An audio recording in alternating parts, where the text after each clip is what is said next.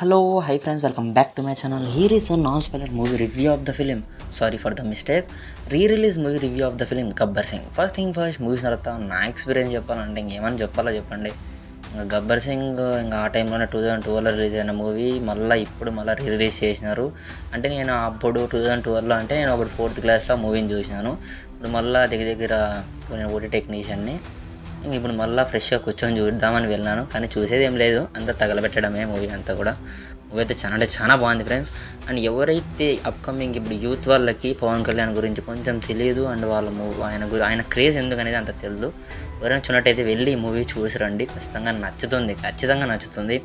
And మెయిన్గా ఈ movie గురించి నేను అంత రివ్యూ చేయాలనుకోలేదు, కానీ మెయిన్గా ఎందుకు చేస్తానంటే మన మురారి రిలీజ్ అయింది, ఇందిరా మూవీ కూడా రిలీజ్ చేసినారు ఈ మధ్యకాలంలో చిరంజీవి బర్త్డేకి అండ్ మన మహేష్ బాబు బర్త్డేస్ కూడా. కానీ ఈ మన పవన్ కళ్యాణ్ బర్త్డేకి మాత్రం థియేటర్స్ అనేవి చాలా తక్కువ ఇచ్చినాయి. ఎందుకంటే మెయిన్గా అనంతపురంలో ఎవరైతే ఉన్నారో వాళ్ళకి తెలుస్తూ ఉంటుంది.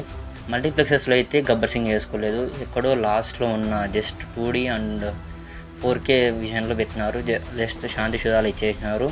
ఇంకా అక్కడ జరిగినా కానీ సెలబ్రేషన్స్ అయితే ఇక్కడ తగ్గలేదు. నైట్ 12కి అయితే రచ్చ జరిగింది. అదైతే మీకు ప్లే చేస్తాను చూడండి. కావాలంటే మనమైతే బ్రహ్మాండంగా కాల్ చేసినాం, కానీ థియేటర్స్ ఇంకొన్ని అంటే ఇచ్చింటే బాగుంటుండే అని నా ఫీలింగ్.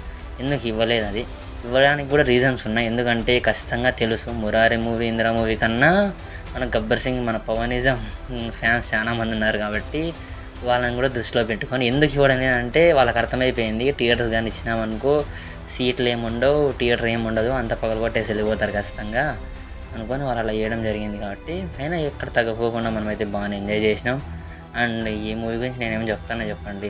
ఎందుకు సెలబ్రేట్ చేసుకోవాలంటే దానికి ఒక రీజన్, అంటే నాకు మనసులో ఉన్న రీజన్ చెప్తాను చూడండి.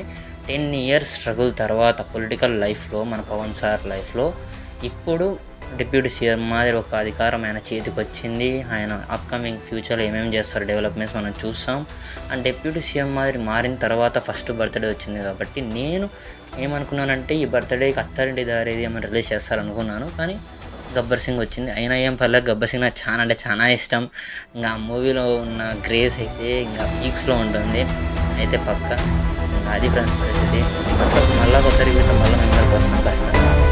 Please like, share, subscribe.